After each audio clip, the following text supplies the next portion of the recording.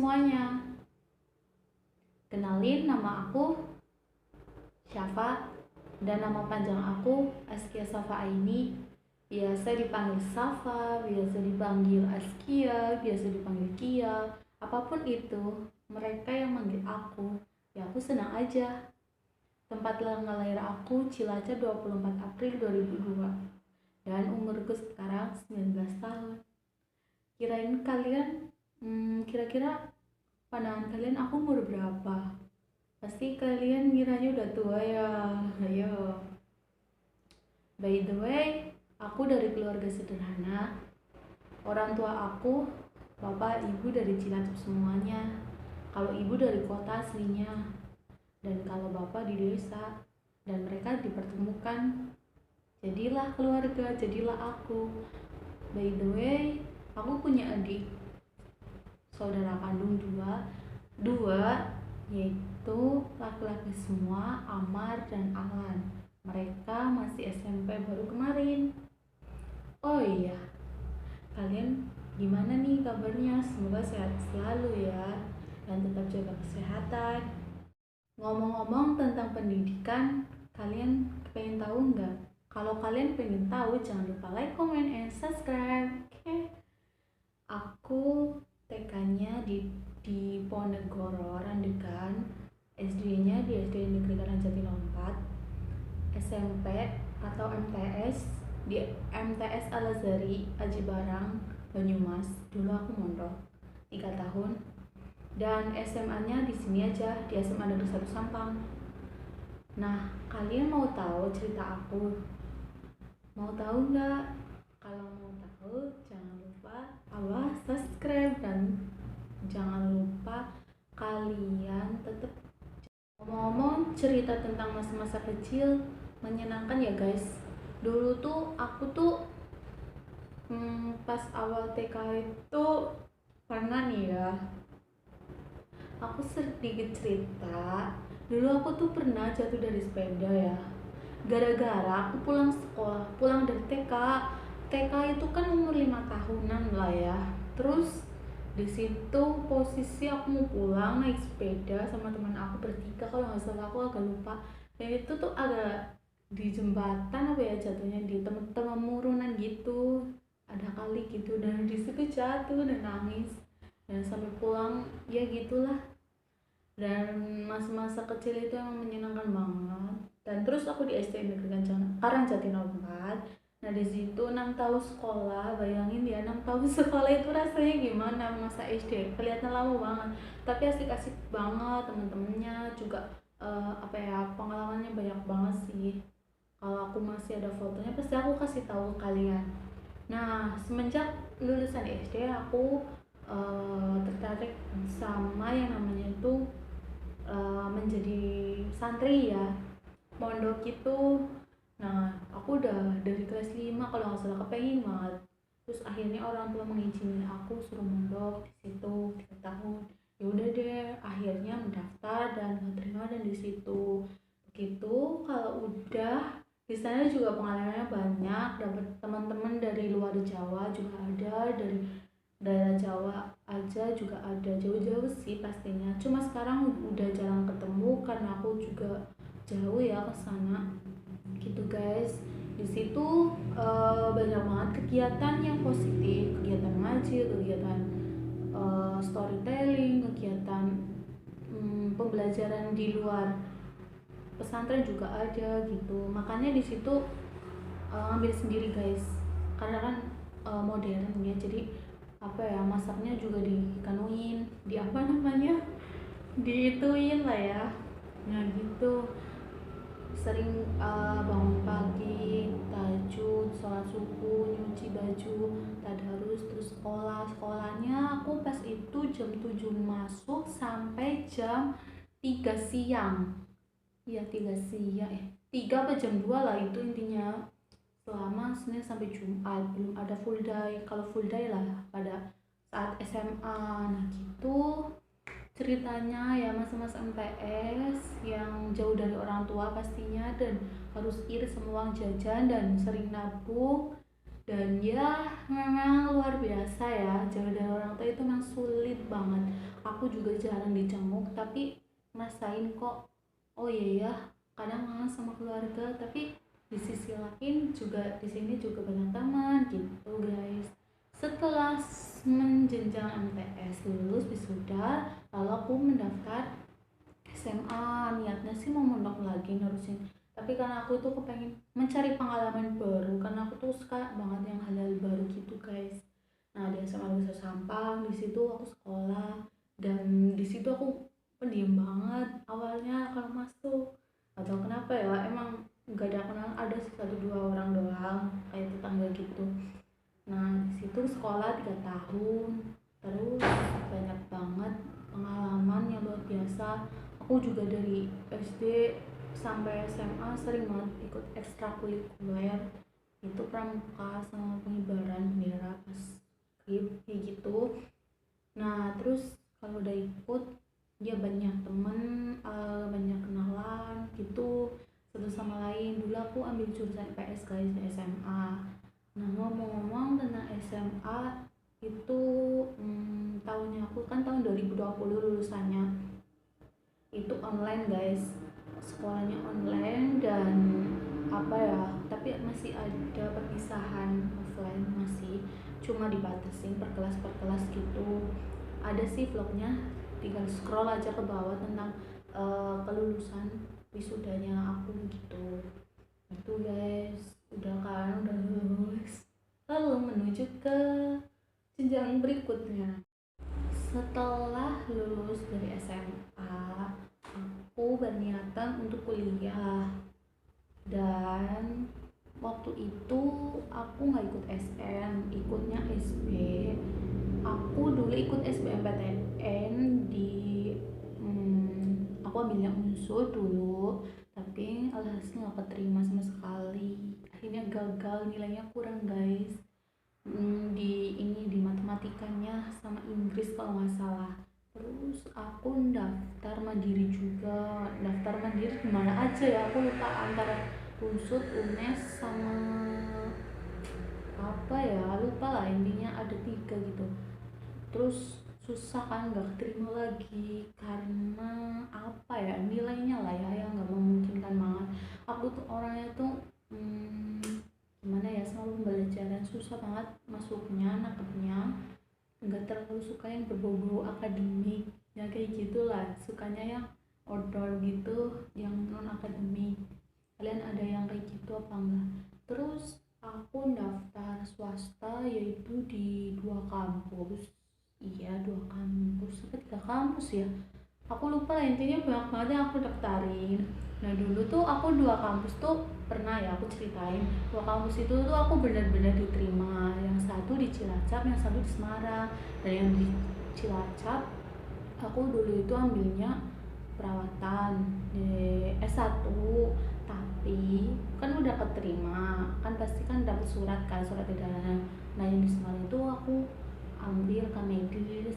Nah dua-duanya itu tuh bertolak belakang, sama-sama waktunya itu 1 minggu atau 2 minggu gitu. Jadi aku tuh ngambilnya yang di Semarang dulu, dan udah bayar semester, udah bayar uang mukanya gitu loh, berapa lah, berapa ratus ribu jutaan gitu. Terus ya udah yang di Cilacap aku ambil baru seminggu 2 minggu gitu. Ya udah akhirnya aku di Udinus di Semarang gitu guys.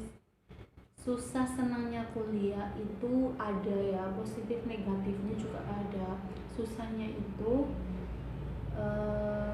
kita nggak bisa ketemu teman langsung, terus pembelajarannya online terus, kemudian kita nggak ketemu dosen pembimbing dan dosen apa namanya yang ngajar. Terus kita nggak tahu, yang belum ngerasain anak kos itu gimana. Terus senangnya itu kita bisa, apa ya, waktunya itu lebih banyak online gitu loh. Iya sih menurut aku, maksudnya gini, biasanya kan kita kan males-malesan nugas tuh, mungkin kalau offline lebih berat, tapi kalau online juga berat, tapi ada waktunya gitu, selang waktu gitu. Terus juga ujiannya itu lewat online, lewat gitu guys. Jadi bisa buka-buka buku gitu. Kalau mungkin kalau online susah ya gitu guys. Terus positif negatifnya, kalau positifnya aku kuliah itu ngerasain apa ya, oh ya ya udah mikir, udah gede, udah besar, dan sekarang kuliah itu kayak udah, hah, sekarang kuliah, baru kemarin sekolah SMA, baru kemarin SMP, SD, kok udah sampai ke jenjang kuliah gitu kan ya, kayak nggak nyangka aja gitu. Berarti kita harus bisa bagi waktu sama kegiatan. Aku juga ikut kegiatan-kegiatan, nggak tahu kenapa emang sukanya anaknya ikut organisasi sama memikirkan waktu, tapi harus bisa bagi waktu sih apapun itu. Negatif kuliahnya apa ya, oh mungkin kendala sinyal. Pasti banyak banget di luar sana yang kendala sinyal, walaupun udah ada paketan kuota apapun, kalau sinyalnya nggak ada itu emang susah gitu. Apalagi medianya Zoom Meet, apalagi kalau ujian servernya down, apalagi ya ampun sering banget kalau ngulang, kalau nggak kedata, nggak ke record hasil pekerjaan kita, suruh ngulang lagi, itu kan menyebalkan banget kan ya. Kita nggak bisa nyalain siapa-siapa, kita ya kita juga salah sih nggak dipersiapkan dari awal untuk bisa apa ya, akses ujiannya lancar, tugasnya, pertemuan sama dosennya gitu. Oh ya, ngomong-ngomong tentang hobi, mau ada yang tahu nggak? Jadi apa sih ya, kita curhat sharing sedikit. Aku tuh biasanya kalau di rumah tuh ini sih bukan ke hobi ya, lebih ke suka ya sih, sama aja.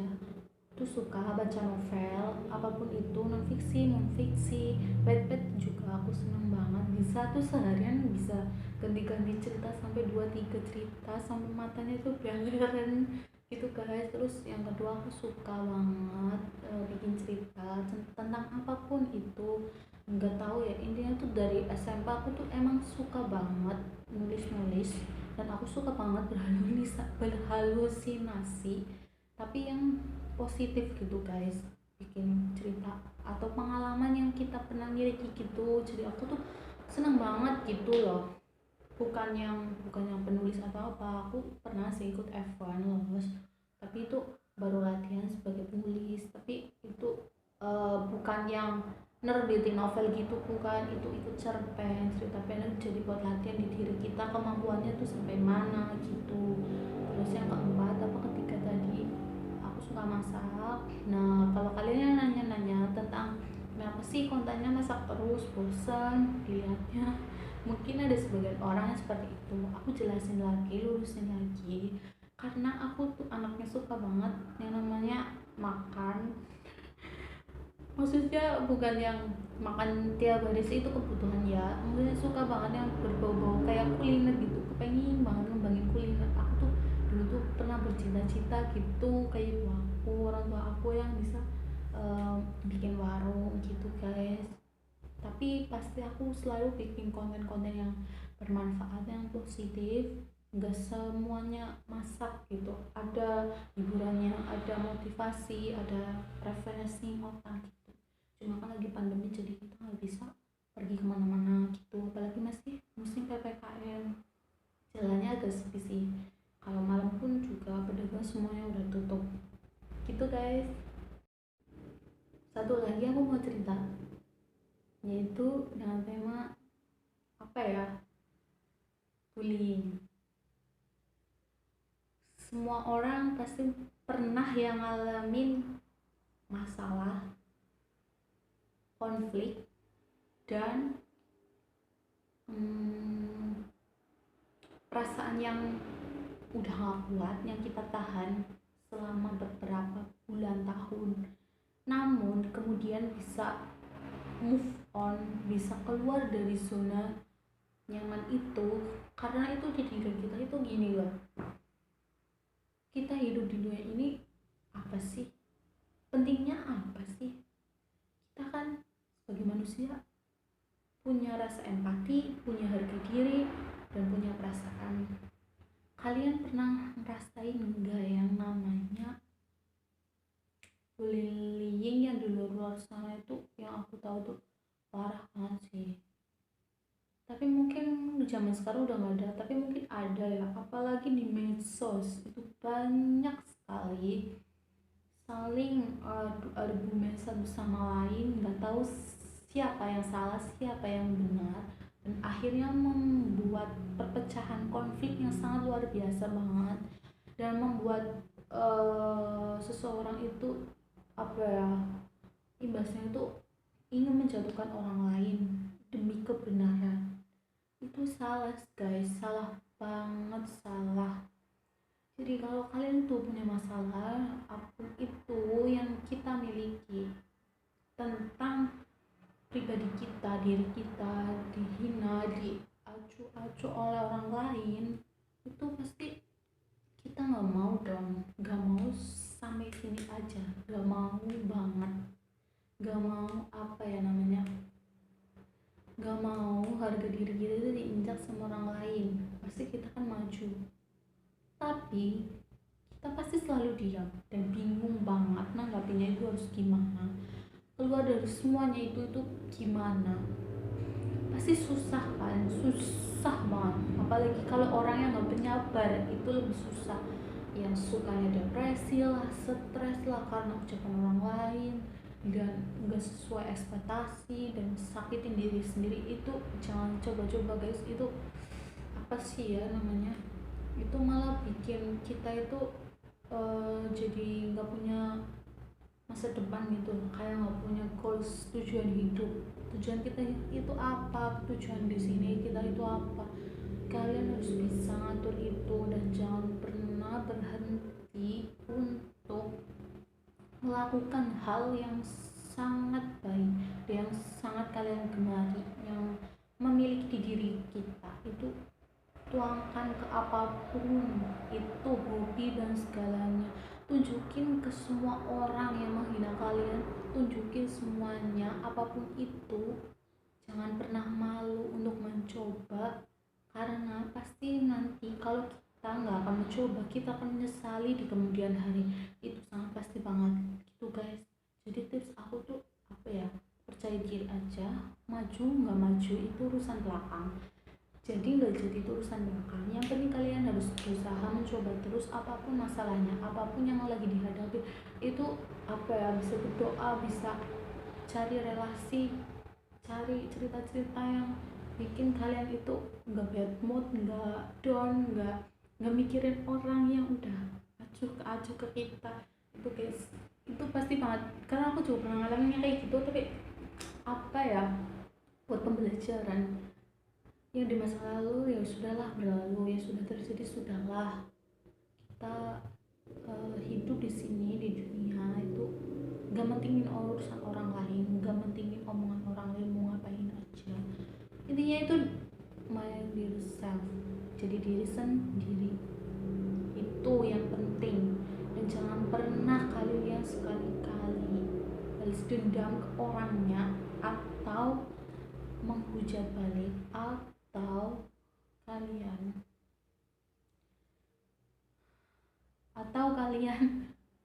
aku nggak cerita gini, atau kalian yang bisa apa ya, atau kalian yang nggak terima dengan ucapan orang lain itu.